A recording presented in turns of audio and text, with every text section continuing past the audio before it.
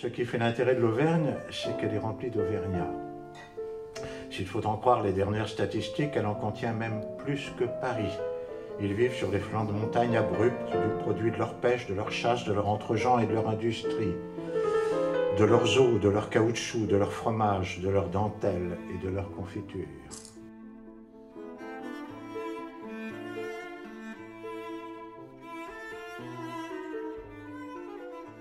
C'est le 3e hôtel littéraire que nous ouvrons. Vialat, pour moi, c'est infiniment de bonheur. Donc, mille merci à Vialat d'avoir existé, d'avoir été le peintre des romans dits de formation. C'est vraiment un grand écrivain, un inconnu, voulait-il dire souvent, mais il gagne aujourd'hui à être lu. C'est assez peu connu, c'est en train de devenir un auteur culte. Chez la plupart des chroniqueurs d'aujourd'hui, on retrouve Vialat. Il a servi de modèle à beaucoup, même la grande majorité des chroniqueurs actuels. Le premier qui s'en réclamait, c'était Pierre Desproges. Et il faut rendre hommage à Pierre Vialat, qui a eu l'intelligence de refaire connaître toutes les chroniques de Vialat. Chez Lafont, c'est un vrai succès de librairie. C'est inattendu cet hôtel. La vue est stupéfiante en haut. On voit le Puy de Dôme à portée de la main à côté. Quand mes parents étaient à Clermont, mon père montait souvent au Puy de Dôme à vélo, hein, même quand il gelait. Donc ça m'est un endroit qui m'est familier, ça fatigue. Oui. De toute manière, cette opération-là n'aurait jamais pu se faire s'il n'y avait pas eu la famille Vialat et s'il n'y avait pas eu l'association des Amis de Vialat. C'est avec eux qu'on a réfléchi sur le sujet depuis le début.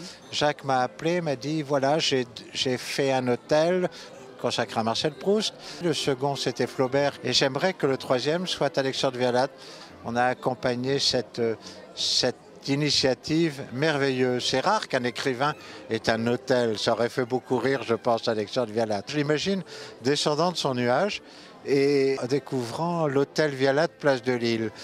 Chaque chambre a le nom d'une œuvre, d'un personnage, d'un ami.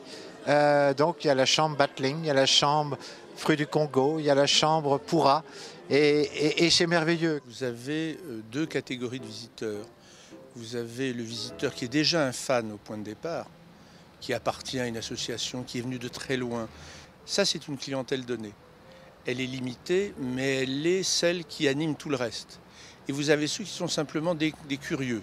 Il y a une soif de connaissance chez les visiteurs qui est gigantesque. Ils n'ont pas le temps, mais ils ont envie d'en savoir plus. Tout le monde connaît la satisfaction qu'il y a à prêter un livre et que la personne vous la rende en vous disant « j'ai vraiment lu quelque chose de merveilleux, merci ».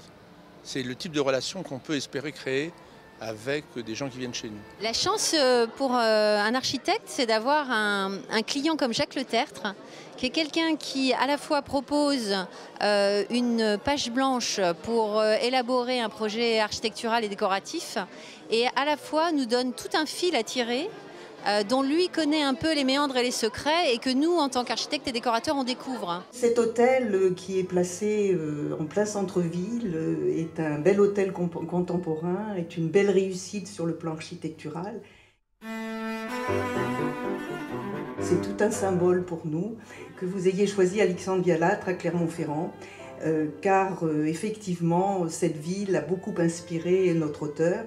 Avoir associé la culture, au temps de repos que peuvent avoir les personnes qui viennent chez nous, qui viennent chez vous, pour qu'ils continuent à se cultiver et qu'ils découvrent surtout ce grand auteur qu'était Vialat, je crois que c'est une très très bonne idée. L'œuvre littéraire, c'est un excellent moyen, même pour des gens qui lisent peu, à travers un texte, à travers une image, de susciter une curiosité. C'est vrai qu'il y a des phrases, par exemple, d'Alexandre Vialat qui sont extrêmement conviviales, assez drôles, où quelqu'un peut se dire, au fond, je pensais que c'était un univers de littéraire et un peu confidentiel. Et moi, finalement, ça me donne envie d'ouvrir un livre.